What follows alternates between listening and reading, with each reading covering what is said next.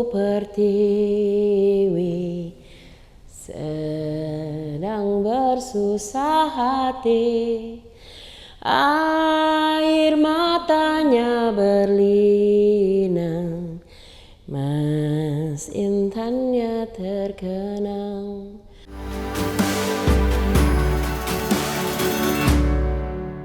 Assalamualaikum warahmatullahi wabarakatuh. Selamat datang di channel Abraham Samad Speak Up. Hari ini saya tidak sendiri. Seperti biasanya saya ditemani oleh seorang narasumber. Beliau ini adalah sahabat saya, seorang seniman, seorang musisi, dan juga membangun sebuah lembaga, Rumah Harapan Melani. Saya perkenalkan langsung Melani Subono. Apa kabar Mbak Melani? Aku starstruck, aku terharu. Sehat Mbak Melani? Ya, hampir mau pingsan ini, perkenalkan dia loh.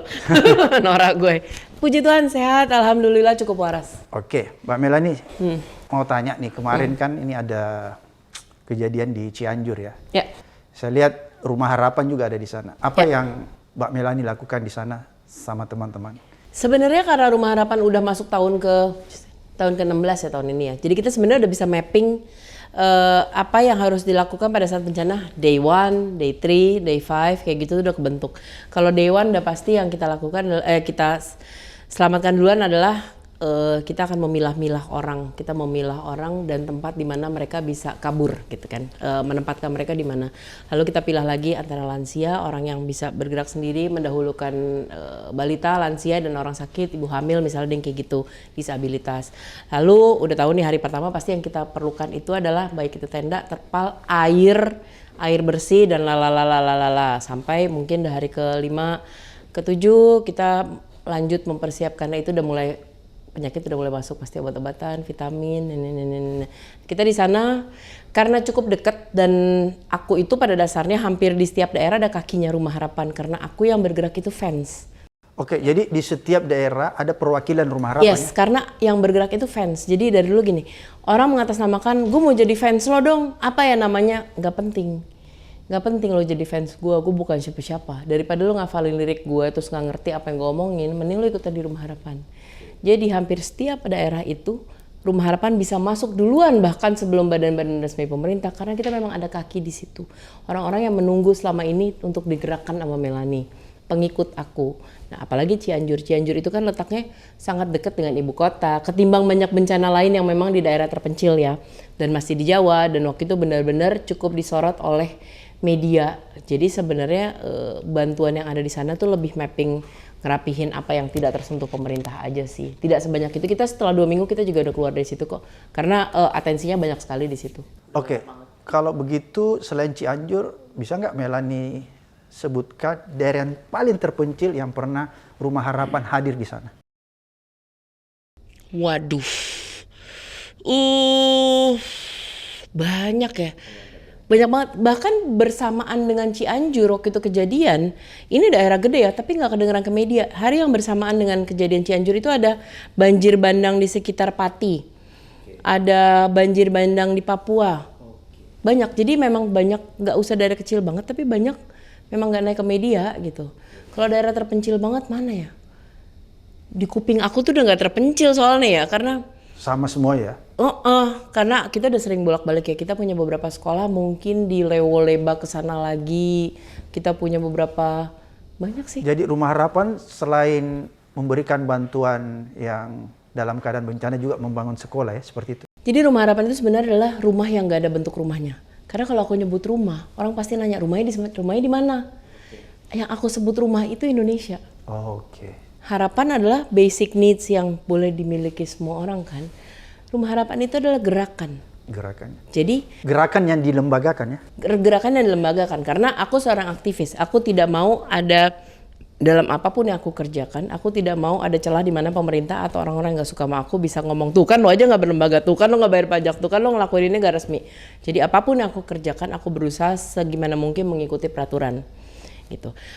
Nah, Rumah Harapan itu sebenarnya 16 tahun yang lalu itu cuman memenuhi permintaan orang-orang. Waktu itu ada di sekitar Jakarta doang, Jabodetabek. Itu permintaan terakhir orang-orang yang sudah tinggal menghitung jam atau menghitung hari. Apa sih permintaan terakhir lo? Biasanya di bangsal-bangsal rumah sakit isinya orang benar-benar orang nggak mampu, dan ya itu tadi menghitung waktu. Karena permintaannya gue cuma pengen ngerasain dong belajar sulap tuh kayak apa. Gue pengen ketemu si A dong, gue pengen punya kaos merah dong, gue punya, sereceh itu. Kita penuhin dan biasanya nggak lama kemudian mereka memang pergi meninggal. Tapi mereka meninggal dengan apa yang mereka pengen udah mereka dapat nih. Setelah itu mulai rajin masa Twitter, Facebook, mulai tuh kasus pertama di luar Jakarta itu ada di Prabu Mulih, di mana ada seorang ibu-ibu yang abis melahirkan bayinya, udah hampir sebulan nggak bisa bawa pulang bayinya karena ternyata ada hutang rumah sakit. Begitu kami cek, hutangnya 120.000.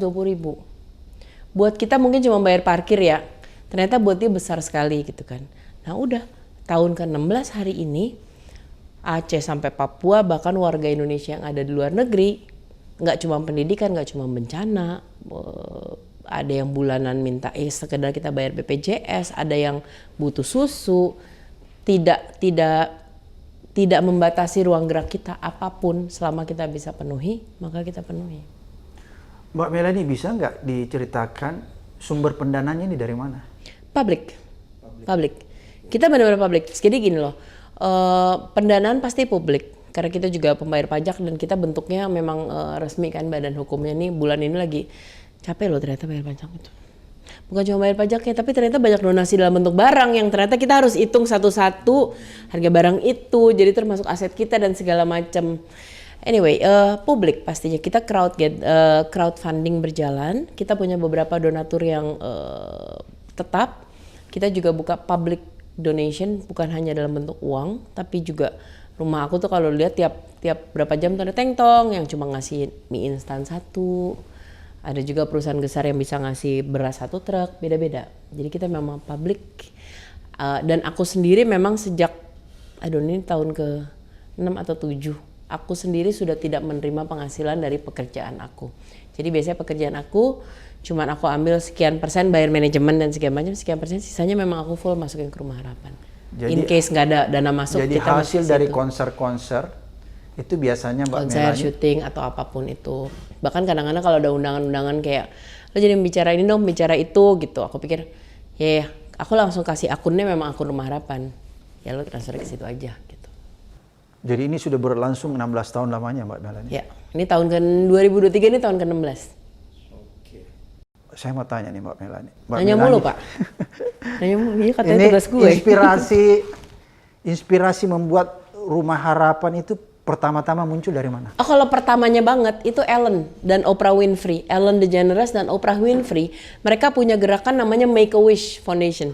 Jadi emang cuma wish lo apa kita penuhin, wish lo apa kita penuhin. Dan ternyata kesini Bang, itu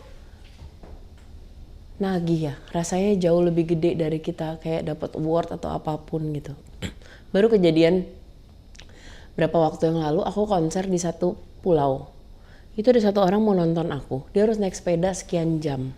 Sulawesi kalau nggak salah, dia harus naik sepeda sekian jam. Datang telat pula, udah kelar aku. Aku marah-marahin lah, ngapain kau kira bener naik sepeda berapa jam, telat pula. Ngapain? Oh nggak apa-apa mbak, saya cuma mau ngasih sesuatu. Gak lihat bentuknya nggak jelas lah gitu. Aku apa ini gitu. Ternyata dibuka, mungkin dia mau bikin lukisan awalnya. Tapi mungkin dia nggak punya kanvas mahal kan. Mungkin entah jemuran tetangganya tuh kaos-kaos putih dicolongin semua terus dijahit guntingnya jadi kanvas. Terus dia kan nggak punya cat dan kuas mahal. Ternyata dia pakai ampas kopi dan pakai sisirnya siapa gitu nggak ngerti dan diembat sama dia kan. Jadilah bentuk lukisan. Lukisan itu masih basah digulung-gulung lah selesai kan. Begitu dibuka udah nggak ada bentuk ya kan. Gitu kan. Tapi dia cuma mau ngasih itu. Terus aku tanya, terus abis kasih ini kamu pulang lagi? Iya. Lah gila apa gimana ya gitu. Kenapa? Lalu dia pernah menjawab. Dia cuma menjawab. Ini bahkan jawaban dia aku udah nggak ingat. Karena Mbak Mel dulu pernah demo aksi melakukan sesuatu tentang kebijakan tanah atau apa aku lupa. Dan ternyata menang. Sehingga kebijakan di seluruh kampung saya itu berubah. Dan setelah itu Mbak Melanie melalui Rumah Harapannya memberikan kita, bapak saya dan apa segala macam tuh modal lalalala sehingga berhasil. Modal usaha ya? Aku nggak inget. Itu menagih, itu nagih. Itu lagi sih. Hal-hal seperti itu akhirnya nagih. Oke, ini menarik. Eh, Penonton channel Abraham Samad. Mbak Melani ini kan datang dari keluarga yang luar biasa ya, kalau kita lihat dari menengah ke atas. Anak seorang Andri Subono. Siapa sih yang nggak kenal ya? Promotor, produser. Siapa? Kemudian cucu dari seorang mantan Presiden Republik Indonesia, B.J. Habibie. Yang menariknya menurut saya begini, biasa kalau orang datang dari latar belakang seperti ini, itu menikmati privilege-nya sebagai seorang keluarga presiden atau sebagai seorang keluarga, sebagai anak seorang tokoh gitu ya. Tapi kelihatannya Anda tidak mengambil posisi itu. Karena kita nggak dididik seperti itu. Ayah saya mungkin bisa petantang-petenteng dengan omnya yang presiden. Saya mungkin bisa petantang-petenteng pada saat bapak saya jadi seorang tokoh gitu. Kita nggak dididik seperti itu. Apa ya contohnya ya?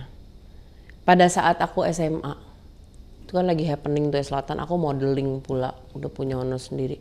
Dibeliin mobil sama bapakku, kagak. Lu pantas apa enggak katanya. Hal seperti itu dididik sama dia. Kayak misalnya, dia ngasih lihat, orang banyak pengen lihat rumahnya dia atau rumah Eyang. Bagus nggak? Bagus, itu punya gue, lu mau cari aja diri. Kita seperti itu dididik sama dia. Kita bikin satu kesalahan pada saat dia punya, aku ingat banget dia punya badan promotor kan namanya Java Musikindo.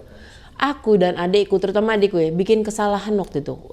Kesalahan promo atau kesalahan apapun. Itu disuruh cicil.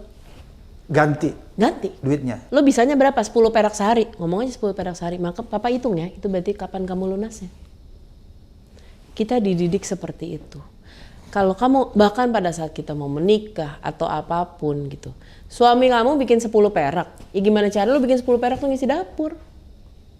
Hal-hal seperti itu kita benar-benar dididik gitu. Karena menurut bapak saya, lu mau punya duit, dan kita ngalamin, aku ngalamin di masa COVID, di masa krismon, betapa teman-teman yang punya jabatan dan orang tua, pada saat mereka juga nggak bisa ngapa-ngapain karena tidak terbiasa menabung, tidak biasa menyisihkan, tidak biasa hidup dengan cukup dengan apa yang ada di tangan mereka. Kalau bapak saya selalu ngomong gini, emang gede, tapi kan dia punya gua, bukan punya lu. Lu mau kayak gua kerja, lu lagi bisa beli kopi luar negeri, beli, lu nggak, beli aja di warteg, kopi-kopi juga. Itu memang didikannya seperti itu. Mati-matian kita kadang kalau dibikin salah nyicilnya ke bapak kayak apa. Bahkan Java Musikindo, bapak aku tidak memaksakan anak-anaknya untuk ngikut. Ngapain gue bangun satu perusahaan, susah-susah, terus yang kerja lu yang gak ngerti apa-apa. Gak mentang-mentang nama belakang lo sama, terus lu pasti dapat jabatan. Enggak lah, ngapain, setengah mati gue bangun 2 hari di lu hancur kan males gue. Jadi ketika bapak membangun Java Musikindo yang begitu besar, anak-anaknya diperlakukan sama dengan kita pegawai, nggak mau, bahkan kalau bicara soal konser ya, kita ada satu artis yang datang, memang aku suka sekali artis ini, dan waktu itu fair dikatanya sama bapak saya, kamu mau nonton nggak? Kan kesempatan dong, ini datang. Kalau aku bilang mau, good, keluar dari sini. Berarti di konser ini lo nggak kerja, lo nggak bisa, lo mau yang mana, kerja apa nonton? Jadi dan menurut saya seorang Habibie, seorang Subono, seorang apa berhasil karena mereka memegang pakem itu. Pakem yang pada saat hari ini saya coba lempar itu ke banyak organisasi, ke banyak teman, ke banyak lingkungan kerja, mereka akan bilang, "Lo kok rese sih? Lo kok maunya ngatur sih? Lo maunya ini?" Padahal enggak, tapi aku terbiasa seperti itu. Hal yang dulu pada saat aku digituin aku juga kesel, apaan sih lo? Sekarang aku yang you know what, gue lebih bisa kerja dari lu pada. Karena aku dulu dididik seperti itu. Apa nilai yang Mbak Melani paling berkesan ya, atau paling tidak bisa melupakan yang diajari oleh Eyang B.J. Habibie? Kalau kan? Eyang gini, ya kalau ada 2 hal, bapakku sama Eyang beda-beda. Kalau Eyang tuh aku tanya gini, Eyang, dia diakuin pinter, malah barusan ada penelitian lagi katanya dia di atas Einstein gitu. Aku bilang, Eyang tuh pinter. Tidak, kata dia gitu. Saya tidak pintar. B.J. Habibie katanya gitu. Saya tidak pintar. Tapi saya diajarkan untuk bertanya, cari tahu, belajar. Sampai either lo yang capek atau orang kesel sama lo gitu. Nanya. Di saat anak-anak lain dulu main, gue belajar. Di saat anak-anak keluar atau apalah gitu, main apa gitu, ya gue di rumah, gue baca. Disiplin, kuncinya adalah disiplin dan niat. Kita tidak punya hak hari ini untuk ngomong, kok sih itu lebih maju sih, sementara kitanya juga yang iya yang enggak gitu kan, males kan. Itu pertama. Kalau di dunia aktivis, saya diajarin ayang gini, Melanie, kalau kamu mau menyelamatkan sebuah bangsa. Dulu kan aku selalu bicara soal perampasan lahan ini segala macam. Sekarang aku udah nggak pernah. Karena Eyang bilang gini, Melanie kalau kamu membela sebuah negara, nggak usah ngomong sumber daya alamnya segala macam. Sumber daya manusianya kamu selamatkan. Karena pada saat manusianya mengerti dan sudah kenyang dan sehat dan tercerdaskan, otomatis mereka akan berjuang untuk Sumber daya alam. Sumber daya alam. Itu dari Eyang. Kalau Eyang dari Habibie. Iya. Kalau dari bapakku dua hal berbeda. Kamu mau jatuh kayak apapun, papa ngeliat kamu kayak kereta api. Lu mau jatuh, nyungsep gitu, sih dikit jatuh bodo amat. Bodo amat. Namanya kereta api kan di setiap berapa meter itu ada kayak pos gitu kan. Biarin aja lu keseringsep, jatuh gitu, pos keretanya keguling, gue mau bodo amat. Lu mau masuk jurang baru gue pegangin. Enggak mah terserah. Biar lu tahu rasanya lecet, biar tahu rasanya jatuh, biar mampus gitu. Itu yang diajarkan papa ya sama ya. Ya. Kalau nggak salah Melanie dulu pernah tinggal di luar ya? Ya. Di mana tuh? Aku pernah bolak-balik Belanda, aku pernah di Hongaria, aku pernah tinggal di Inggris. Itu ikut papa ya? Kerja. Nggak aku kerja. Dulu ikut papa di mana? Di Jerman ya? Ya, tapi kesananya tuh yang aku sebut-sebut tadi aku semua kerja sendiri. Karena kita dididik kerja itu sendiri. Papa yang mendidik untuk kerja bertanggung jawab sendiri ya? Nggak boleh ngikut papa gitu ya? Iya, ini gua. Ini duit gue, tabungan gue. Bukan lu. Ngapain gue beliin lo mobil? Sosok naik mobil, terus habis itu duit bensin nih, lo nggak ada. Mau servis bingung ya kan? Akhirnya nggak kepake mobil buat manas-manasin doang. Lo nggak bisa naik umum sana. Jadi dulu ketika papa begitu hebatnya kita lihat dari luar, dia nggak membelikan anaknya mobil ya? Enggak. Jadi gini, pada saat aku pertama kali akhirnya minta mobil, itu pada saat aku harus kuliah dan jauh. Maksudnya aku Trisakti dulu kan, which is cukup, ya aku butuh mondar-mandir setiap hari dan segala macam. Itu juga di saat aku model. Aku waktu itu juara satu elite model look. Dan aku punya kakek seorang presiden, bapak yang seorang tokoh yang namanya lagi naik. Teman-teman pada naik, Mercy ini apa segala macam. Kagak, gue naik, apa itu namanya? Udah buset, goyangin persnelingnya kayak mau ngajak orang ribut. Mana kuliah di Grogol, parkir trooper tapi yang diesel, buset. Bukan masalah dia bukan gini, bukan masalah lo bisa apa enggak, bisa gue beliin lo bisa, pantes nggak lo pakai itu, pertanyaan dia itu, gue bisa beliin apa yang lo mau, bisa, ngaca, pantas atau enggak lo pakai itu, ya betul juga, nyampe kan, pakai roda itu masih nyampe kan, nyampe pak, ya udah masalahnya apa, kecuali lo bilang merek ini nggak nyampe ke sono, nyampe kan? Nyampe juga kan? Lebih murah lagi bensinnya. Lo punya duit lebih buat jajan. Oke, ini menarik. Mbak Melanie ini kan banyak di luar ya. Saya mau tanya nih, apa arti nasionalisme bagi Melanie? Merah putih di hati sih. Aku nggak pernah ngomong Garuda di dadaku. Ini apalah bullshit lah gitu. Memahami arti merah putih dalam hati. Itu buat aku. Artinya bisa nggak disederhanakan itu? Oke. Menjadi Indonesia. Menjadi Indonesia. Bukan bacot Indonesia. Aku mungkin kalau ditantang sekarang, Pancasila blepetan. Jujur. Nggak usah sok-sokan jadi gue hafal Pancasila atau kagak juga. Jujur, blepetan. Tapi setiap nafas, setiap pagi aku bangun, setiap doa, setiap tindakan, setiap lirik, setiap album, setiap apapun. Aku lakukan untuk Indonesia atau yang ada di dalamnya. Mau itu hewan Indonesia, mau itu orang Indonesia, mau itu keagungan Indonesia sendiri. Aku sampai sekarang menolak kok bawain lagu bahasa Inggris yang bukan dari band-band Indonesia, ya nggak? Menolak aku, nggak mau, gue buat apa? Jadi menolak untuk menyanyikan lagu bahasa Inggris yang memang bukan dalam ranahnya bukan memang band Indonesia gitu, kecuali memang lagi tematik ya gitu. Tapi untuk sehari-hari nggak ngapain. Lidah gue bukan itu. Gitu. Jadi itu terjemahan Mbak Melanie sebagai nasionalisme ya? Yes, hal-hal kecil ya, berusaha untuk setiap brand yang aku ambil kerjasama itu, sampai sekarang belum pernah ngambil brand luar untuk iklan, pasti aku ngambil lokal. Oke, untuk apapun aku coba bawa tenun, untuk kemanapun jalan, ya kecil-kecil, karena kan perang itu atau bela negara nggak harus selalu kita turun ke medan perang atau teriak-teriak kan gitu. At least keseharian aja gitu. Jadi bisa nggak saya simpulkan membumikan Indonesia seperti begitu ya? Kan kadang-kadang kalau kita berbicara Indonesia ini terlalu mengawang-awang. Jadi yang tadi Melanie Bisa, tapi lakukan ada itu sesuatu yang membumikan lebih- ya dalam bentuk iya. konkret ya. Iya, tapi ada suatu kata yang harusnya lebih melekat gitu, tapi aku nggak tahu apa. Menjadi Indonesia, udah. Sama kayak aku bilang, gue akan bikin perubahan. Oh enggak, gue perubahannya. Gue nggak berusaha ngomong Indonesia, gue adalah Indonesianya. Ya gue menjadi Indonesia. Gue itu, Indonesia itu siapa? Gue titik. Saya Indonesianya. Itu. Jadi memberi contoh langsung ya, melakukan sesuatu secara langsung ya, karena tanpa harus kebanyakan menunggu orang itu melakukan. dah. Itu Karena ya? kebanyakan orang kita kan ngomong tapi nyontoin enggak.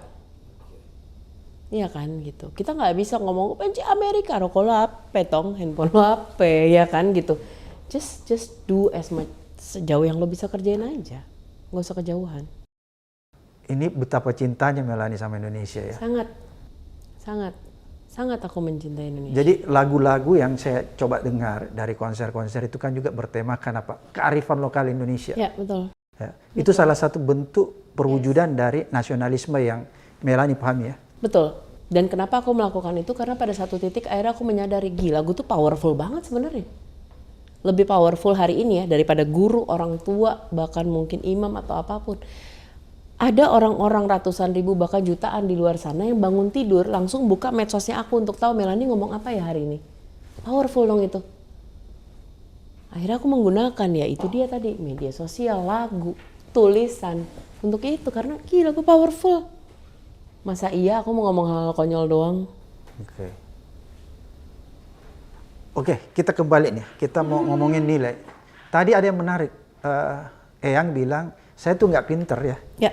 Itu terlontar ya dari. Ya, tapi saya rajin dan disiplin dia bilang. Jadi kuncinya Pak Habibie itu Belajar. yang dia sampaikan bahwa dia rajin belajar dan disiplin. Ya. Ketika teman-temannya seumuran mereka itu bermain, dia belajar. Yes. Dan dia memang punya yang itu punya jiwa apa ya, curiosity-nya memang tinggi. Nanya dan dia tidak keberatan pada saat orang nanya. Kan kita sempat lah ada generasi budaya di mana bertanya itu menjadi hal yang kurang ajar. Iya kan? Kenapa Anda artikan itu hal yang kurang ajar? Karena kita sering mendengar itu. Ada beberapa angkatan kan, sampai angkatan tertentu kan kita gitu nanya sama orang tua, anak kecil nggak boleh tahu. Oh, okay. Nanya tuh nggak sopan, nggak boleh. Ada kan budaya kita pada, dan itu kan sebenarnya mematikan apa ya? Kreativitas, inovasi. Imajinasi, inovasi otak kita gitu. Nah kalau orang yang ditanya akan jawab. Nah aku kebayang sih mungkin Eyang pada saat kecil itu ngeselin buat orang kali ya, nanya mulu kan. Nanya dan Eyang bilang tanya terus sampai kamu mengerti. Atau orang itu nyerah lu tanya. Kesel duluan mana aja, siapa aja duluan kesel gitu. Tapi memang akhirnya kita memang tidak terbiasa bertanya. Kita nggak akan jauh-jauh bisa ngomong soal hak. Bang, orang kita itu adalah orang yang pernah ngalamin nggak? Orang lapar, namuk depan rumah kita. Perut tuh kedengeran keruyukan. Kita tawarin makan bang. Enggak, makasih udah. Ya kan, kita nggak biasa bertanya, kita nggak terbiasa mempertanyakan hak kita tidak terbiasa untuk mengiyakan apa yang memang harusnya jadi milik kita. Jadi ajaran Eyang bener sih itu. Cari tahu, bertanya, sampai lo bisa. Dan itu yang Melanie lakukan kepada orang tuanya. Kepada siapapun di sekeliling aku. Itu aku menjadi orang yang ngeselin. Karena aku kerjanya ngorek, bukan ngorek dalam hal negatif ya, tapi gue tuh mau tahu ini kemana, ini kenapa. Karena itu bukan apa-apa, karena aku mau tahu. Karena pada saat aku tahu, maka aku belajar sesuatu nih. Oh ini gini toh. Ya aku terapin itu. Ibu aku bilang kamu cerewet sekali Mel. Tapi aku mau tahu. Gimana aku mau tahu kalau aku nggak nanya kan? Gimana aku mau tahu kalau aku tidak cari tahu? Oke. Apa yang membuat Melanie dalam keadaan sedih banget ketika melihat Indonesia? Pada saat orang kita sendiri nggak pede sama diri kita sendiri. Itu yang bikin kita krisis identitas, itu yang bikin kita gampang dibodohi atau diinjak lagi, walaupun sekarang nggak resmi dijajah. Tapi kan perasaan kita sendiri menjajah kita. Bahkan orang Indonesia sendiri bisa saling menjajah kita. Karena kita nggak pede. Ya, gini deh penggunaan bahasa sehari-hari contohnya. Oke. Kamu lahir di bulan apa? Ya kebetulan maaf ya saya lahir di bulan ini. Kenapa harus ada kebetulan, kenapa maaf sih? Saya lahir di bulan ini. Petani, ya cuma petani sih. Udah ada cuma, ada sih lagi. Why? Dia tidak bangga ya Iya. dengan dirinya. Iya. Misalnya dia seorang petani tidak bangga sebagai petani. Kamu orang mana? Ya kalah lah jauh sama Eropa lah, saya cuma orang Indonesia. Kenapa cuma? Itu sedih sih. Itu yang membuat Anda sedih ya? Ya sementara pejuang kita setengah mati kan berjuang kan. Sementara kita lebih hafal musik deh. Kita hafal lagu Korea. It's okay, band Korea itu memang berlatih mati-matian ya untuk ada di satu sistem industri musik ya. Hafal fasih. Tanya bang artinya. Apa ya artinya tadi? Kagak tahu orangnya juga. Hafal aja. Nah, yang bahasanya sama sama lidah kita. Apa lo nggak hafal? Nggak bangga sendiri. Mereka lebih bangga pada saat jalan tasnya mereknya apalah yang itu kelihatan kok dari cara bergeraknya beda, cara berdirinya beda. Come on. Ya, Anda ini memang lain daripada seniman-seniman lain ya. Ya kalau kata pada semua presiden udah lewat, cukup Melanie mah cukup satu aja, kalau ada 3 saya pusing katanya. Biasanya kan kadang-kadang kalau backgroundnya artis itu suka pakai barang-barang yang branded. Itu bedanya, saya Ya? bukan artis. Oke, Anda apa? Seniman. Seniman. Apa bedanya artis dan seniman? Kalau secara kamus, Oke. di kamus itu kalau bahasa Inggrisnya artis adalah orang who create atau perform art. Oke. Di negara kita siapapun masuk TV cuman karena lo bikin kasus kemarin atau lo bikin gimmick, lo udah menjadi artis. Gitu ya. Di Indonesia. Next stepnya adalah lo menjadi caleg. Artis, kasus, caleg gitu kan. Tapi kalau seharusnya kalau mengikuti urutan arti kamus, even seniman yang ada di pinggiran Blok M atau manapun bisa bikin lagu, mereka artis dong harusnya. Which is di negara kita doesn't work. It's either lo artis, public figure, atau lo seniman. Aku seniman. Jadi kalau Melanie ini lebih senang dikategorikan sebagai seniman ya? Ya. Karena itu lebih membumi. Itu lebih realistis sih kalau di negara kita kayaknya. Realistis dan lebih humanis. Iya, dan lebih sesuai dengan artinya gitu. Oke. Aku belum mau soalnya itu bikin gimmick berantem sama siapa gitu, belum mau. Oke. Jadi itu yang persepsi ya. Oke.